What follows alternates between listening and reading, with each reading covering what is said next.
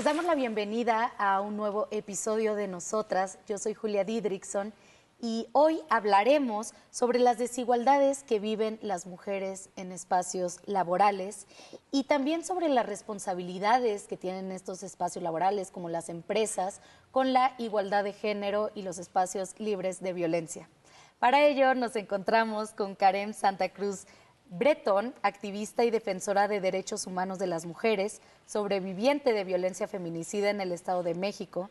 Karen cuenta con más de 10 años de trayectoria en la promoción de la igualdad de género y la erradicación de la violencia contra las mujeres. Es maestra en Administración Pública y doctora en Derecho, Género y Proceso Penal. En 2025 recibió el Premio Mujeres Defensoras de Derechos Humanos, otorgado por la Comisión de Derechos Humanos del Estado de México. Así que, wow, Karen, es un honor tenerte aquí. Gracias. No, muchas gracias a ti porque el tema que vamos a hablar me parece fundamental para todas las mujeres trabajadoras y los hombres trabajadores que nos escuchan. Anteriormente hemos hablado sobre los trabajos de cuidado, que también es un tema que está en boca de todes, y hemos hablado sobre los derechos que también tienen las cuidadoras. Pero así como el trabajo en el hogar es un trabajo, también debemos de reflexionar lo que pasa dentro de las empresas, porque ahí también observamos muchas dinámicas de desigualdad y de violencia. Así que, Karen, me gustaría empezar preguntándote cuáles son las principales desigualdades que tú ahora observas en el espacio laboral. Pues antes que nada, gracias por la invitación y qué honor que podamos platicar y visibilizar estos temas que históricamente han sido borrados y que en muchas ocasiones nos han limitado. Que esta corresponsabilidad de lograr la igualdad ya no solamente tiene que focalizarse en gobiernos, sino también a la sociedad civil y ahora también a la iniciativa privada. ¿Cuáles son las brechas? Pues evidentemente las mujeres, el mito es no trabajan. No, claro que sí trabajamos y trabajamos un montón, pero mucho de ese trabajo, número uno, no es visibilizado, que es el trabajo del cuidado, y número dos, las remuneraciones son desiguales, sí. Hombres y mujeres. Mientras un hombre gana, por ejemplo, 100 pesos desarrollando una actividad, una mujer gana 86 pesos. Y también cómo distribuimos ese dinero, es decir, las mujeres principalmente el ingreso que perciben es directamente a la casa, al cuidado de hijas, hijos, personas adultas mayores, por ejemplo, para la cartulina, la monografía, la tarea, ¿no? Zapatos, tenis, y para cuánto dinero es para ellas, para su ahorro, para su afore, para su vejez. Para sus gustos personales. Exacto, ¿no? Es un lujo para ellas el poderse comprar algo desde ese sentido, ¿no?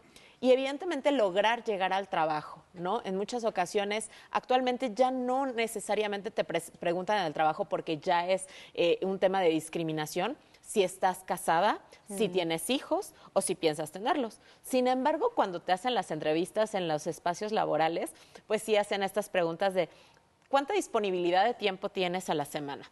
Si tuviéramos una situación que tuviera o que requiriera que tú te quedaras más tiempo, ¿cuánto tiempo más estarías dispuesta a quedarte, ¿no? Y entonces ahí estamos viendo que hay preguntas que se están yendo de este lado y ahí empezamos a ver esas brechas de desigualdad.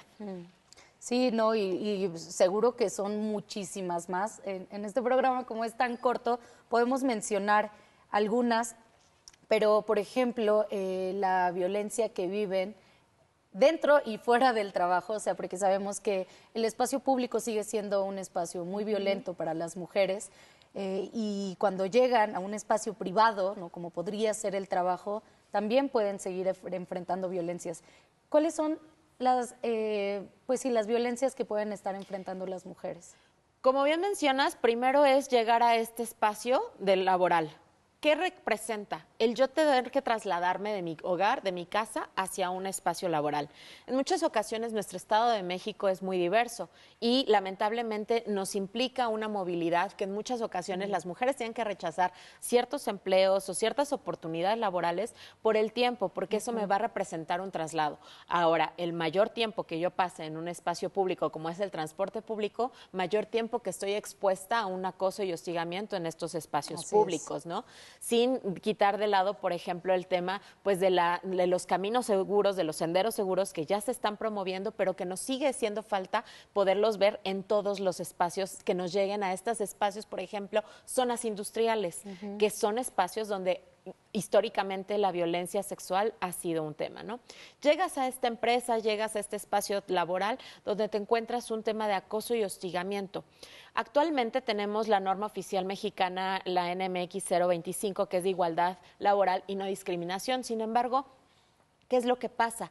Es de implementación voluntaria. Es decir, las empresas pueden decidir y aplicarla o no aplicarla de manera discrecional. Entonces, ahí es donde tenemos un reto todavía importante de visibilizar. Es decir, las empresas deben de tener protocolos claros para atender este acoso y hostigamiento en estos espacios. Te pongo un ejemplo. Las promotoras que vemos generalmente en los supermercados que te ofrecen el producto de una crema, de un jugo, estas promotoras están contratadas a partir de una agencia, ¿no? Que promueve. Sin embargo, en donde reciben el acoso y el hostigamiento es por parte del gerente de la tienda.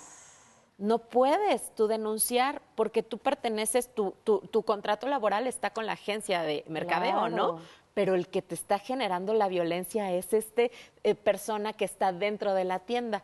Es decir, tenemos todavía muchas lagunas que nos impiden garantizar a las mujeres una vida libre de violencia en los espacios laborales. Oye, ahí para aclarar, ¿cuál sería la diferencia entre acoso y hostigamiento? Siempre va a ser de la mano con cómo se ejerce el poder. Es decir, si es de un mando superior a uno inferior o es entre iguales. Ahí es la forma en que podemos identificarlo. En el Estado de México tenemos una legislación muy clara al respecto. Tenemos la Ley General de Acceso a las Mujeres a una Vida Libre de Violencia aquí en el Estado de México y también tenemos administrativamente y en la Ley del Trabajo esta definición, en lo cual tú puedes denunciarlo por ejemplo, conciliación y arbitraje, o puedes denunciarlo de manera penal inclusive, ¿no? Dependiendo de los actos que conlleven. Pero que la limitante es, imagínate, yo llegué al trabajo, conseguí el trabajo y ahora tengo que renunciar a él por un proceso de acoso, de hostigamiento, entonces me implica el que yo pierda una oportunidad laboral. Ahí tenemos muy clara una brecha de desigualdad. Así es. Oye, ahora mencionabas en la respuesta pasada sobre la informalidad laboral que lleva a que las mujeres estén más vulnerables en los espacios de trabajo. Pero ¿qué pasa cuando las empresas no cumplen con las obligaciones legales mínimas, con contratos formales, con seguridad social, prestaciones, vacaciones pagadas, licencias de maternidad? Todo eso también sigue precarizando a la trabajadora. Así es, y entonces es donde tenemos estas brechas de desigualdad y la informalidad en donde las mujeres, por eso no solamente son nenis, que se les quiso estereotipar en algún momento como las nenis, no, lo que pasa es que yo tendría que trasladarme a 2 horas de mi domicilio para poder incorporarme a un trabajo formal. ¿Eso qué me implicaría? Descuidar, porque en muchas casas es la autonomía de las mujeres. Ellas son las jefas de familia y entonces es decir, dejo a mis hijas, a mis hijos, a mi mamá, a mi familia que tengo que cuidar.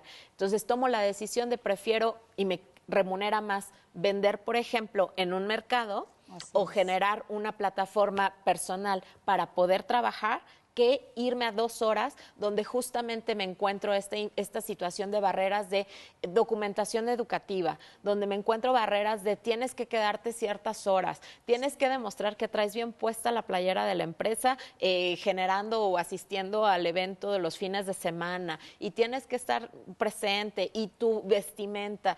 Y entonces el nivel de exigencia en las mujeres, si te das cuenta, sigue siendo una barrera. ¿Por qué? Porque te juzgan desde que llegas, cómo llegas. Si te maquillas mucho, no te maquillas. Si usas la falda, no usas la falda. ¿Qué tipo de zapatos llevas? Y no se ponen a pensar que literalmente las mujeres tenemos que pensar en dónde vamos a transitar para cómo te vas a vestir. Totalmente. Es que qué importante todo lo que nos estás contando, porque entonces podemos ver que el espacio laboral no solamente es un espacio donde se sufre desigualdad económica en salarios, donde se sufre también violencia como acoso, hostigamiento, sino que también hay una fuerte precarización.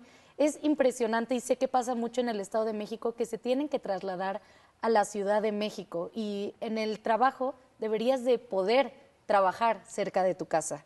Entonces todos esos aspectos van formando un ambiente laboral que se sufre, que además ni hablar de los bajos salarios que tiene la mayoría de las mujeres, porque sí, hay una empobrecimiento también de las mujeres y es tremendamente injusto. En el siguiente bloque vamos a hablar de las acciones que tienen que hacer las empresas, las obligaciones que tienen que tener las empresas para también buscar una menor precarización, un espacio libre de violencia y menor desigualdades. Así que vámonos a un corte y ahorita regresamos.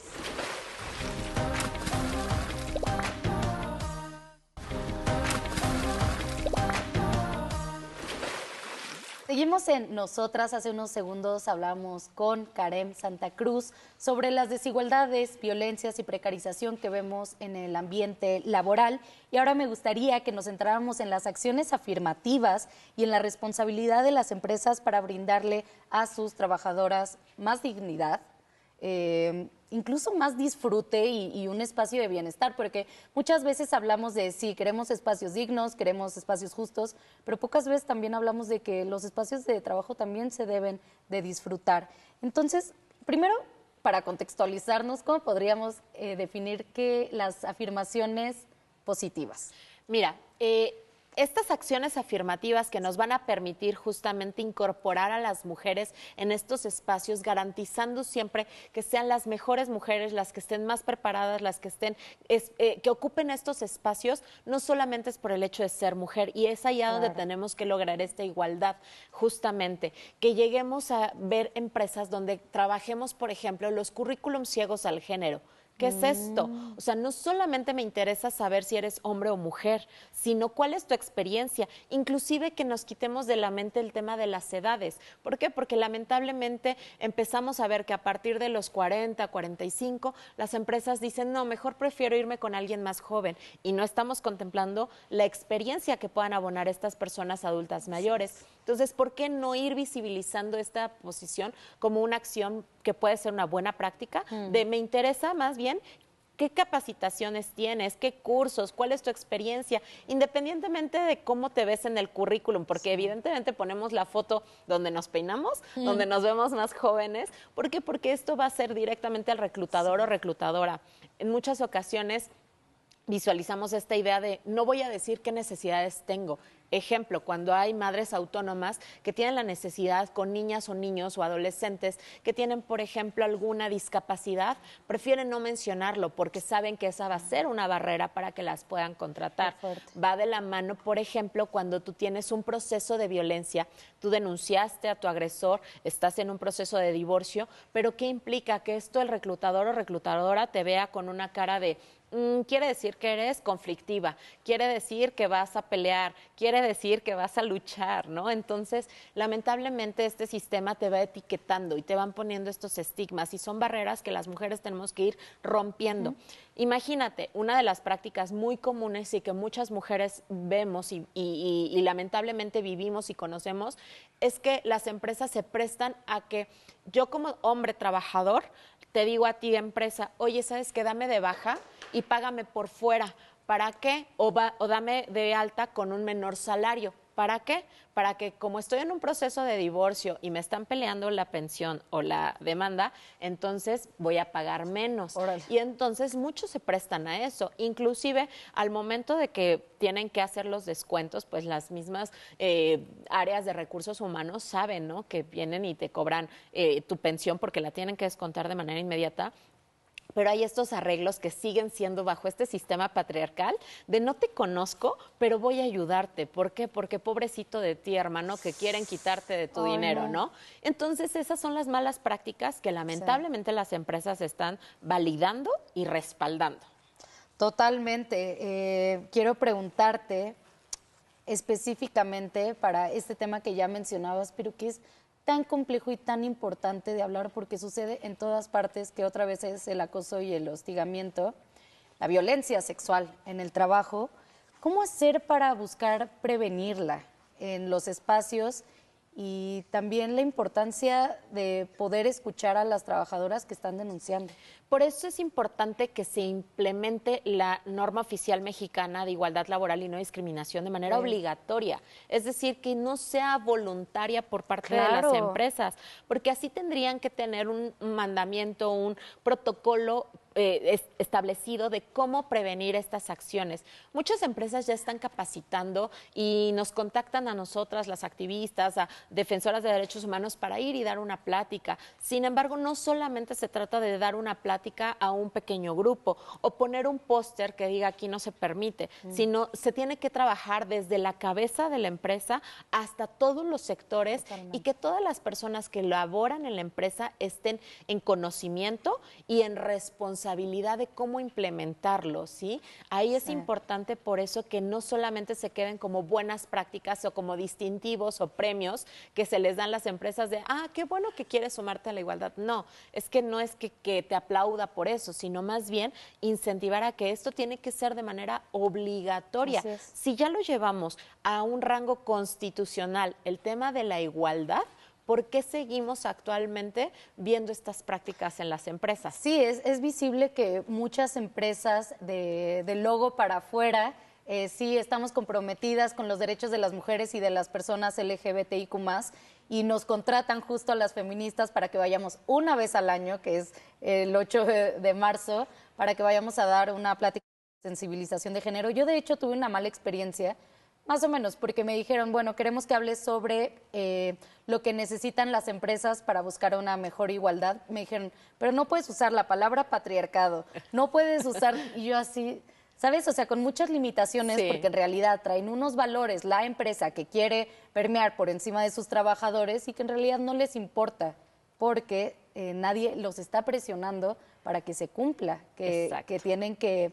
que fomentar espacios libres de violencia, principalmente. Y se ve mucho justo en el 8 de marzo, en el Purple Washing, que básicamente es ponemos el logotipo y decimos que el 8 de marzo no vengan a trabajar las colaboradoras o les damos la florecita y les hacemos un desayuno y ya con eso está cubierto todo el daño que se esté haciendo. O que dicen, somos súper pro LGBTIQ+, pero hay un montón de discriminación y siguen respaldando la discriminación en esos espacios. Así es. Oye, Karen, ¿qué responsabilidad entonces así en concreto tienen las empresas con la igualdad de género? Pues, número uno, está en la ley. En la Ley Federal del Trabajo está establecido que no se puede discriminar, así como en la Constitución. Ahí tenemos que empezar a ver estas acciones afirmativas y cómo nos podemos comprometer en no solamente generar estos 5 días, por ejemplo, de licencias de paternidad que se les dan a los hombres, sino que hay empresas que sí se están comprometiendo y que están diciendo, yo te voy a igualar a, por ejemplo, las 40 días que tiene tu pareja, ¿no? Inclusive también la Ley Federal del Trabajo menciona en casos de adopción y también tenemos que empezar a visibilizar qué pasa, por ejemplo, con los hogares homoparentales y también la diversidad de familias. El trabajo de los cuidados, por ejemplo, cuando tú estás en una empresa y se enferma tu mamá, tu persona adulta mayor y te dan por parte del Seguro Social te dan una como licencia de que tienes derechos de cuidado y entonces te dicen tiene que ser en un grado consanguíneo superior o inferior, en línea directa y todo, para que te puedan respaldar en esto. Es decir, puedes ir a cuidar a tu mamá por alguna situación de enfermedad, pero ¿dónde recae principalmente? En las mujeres. ¿Quiénes son las primeras que, habiendo una situación de emergencia, urgencia, enfermedad, van a desistir del trabajo y decir, mejor me salgo de trabajar? Principalmente las mujeres. Entonces, buscar esta flexibilidad. Yo siempre voy a las empresas y con los compañeras y compañeros que me toca dialogar es, por ejemplo, los viernes de DGA, que los niños y adolescentes no van a la escuela porque los maestros tienen su último viernes del mes calificaciones. ¿Qué hago con los niños? ¿Dónde los dejo? Claro. ¿No? Entonces, ¿por qué no generar estrategias donde la empresa a lo mejor hoy le toca a marketing cuidar a los niños de todas y de todos y generas una actividad y una dinámica, es decir, un departamento se hace cargo de los demás. ¿Qué pasa cuando las empresas empezamos a promover estas acciones? Generamos igualdad. Totalmente. Karen, qué importante todo lo que nos estás diciendo, porque me parece algo que sería básico, pero que todavía falta mucho con respecto a eso y pues son también derechos humanos de las trabajadoras y los trabajadores. Y seguramente las personas que nos están escuchando están pensando o pueden llegar a preguntarse cómo saber cuáles son mis derechos y cómo exigirlos. Entonces, ¿cómo conocer cuáles son los derechos específicamente laborales? La Ley Federal del Trabajo, así como la Ley del Trabajo del Estado de México, nos da todos los lineamientos de cuáles son nuestros derechos. Sin embargo, es importante que nos acerquemos y, número uno, leamos nuestro contrato. ¿Qué tengo por ley? ¿Qué está diciendo mi contrato? Si estoy en un sindicato, pues me puedo acercar también al sindicato al cual pertenezco. Y en caso de no contarlo, puedes acercarte a las juntas de conciliación y arbitraje para poder conocer más de tus derechos. Y obviamente también en la Secretaría del Trabajo de aquí del Estado de México te dan esa orientación. Ok, buenísimo. O sea, ¿cómo es el proceso?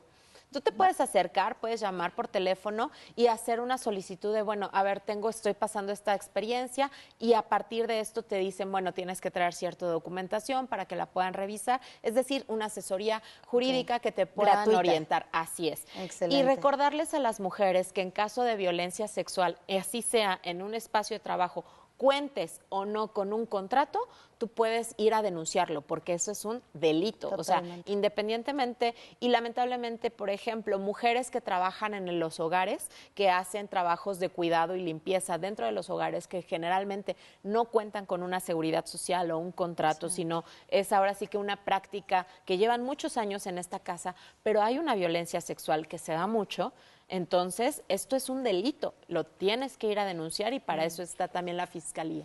Karen, muchísimas gracias. Cuéntanos cómo te podemos encontrar para comunicarnos contigo, también para que las empresas te lleven no solamente el 8 de marzo, sino una vez a la semana al mes. Así es, pues nos pueden contactar a través de nuestras redes sociales, Sumando Igualdad. Ahí trabajamos con todas las empresas y no solamente empresas, sino todos los colectivos y organizaciones que deseen conocer más de estos trabajos. Podemos llevar pláticas, talleres, capacitaciones, pero lo más importante, que tu empresa esté certificada en la norma oficial mexicana de igualdad y no discriminación. Excelente, muchas gracias por toda tu lucha de tantos años por los derechos de las mujeres y también muchísimas gracias a todos ustedes por habernos visto. No se nos vayan porque vamos con la cápsula de recomendación.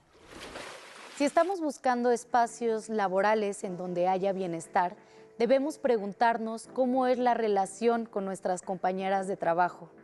Marta Lamas, en este libro, Mujeres Juntas, habla sobre las relaciones conflictivas que llegan a tener las mujeres en el espacio laboral, sobre la envidia, las actitudes pasivo-agresivas con las otras, incluso las violencias que podemos cometer entre nosotras. Y no se trata de que todas seamos mejores amigas o de que nos caigan bien todas en el trabajo, sino que sepamos que pueden haber alianzas que nos hagan estar mejor en el espacio laboral. Es un libro chiquito, editado por el entonces InMujeres y lo pueden conseguir gratuitamente en PDF por internet. Yo soy Julia Didrikson y nos vemos la siguiente semana en Nosotras.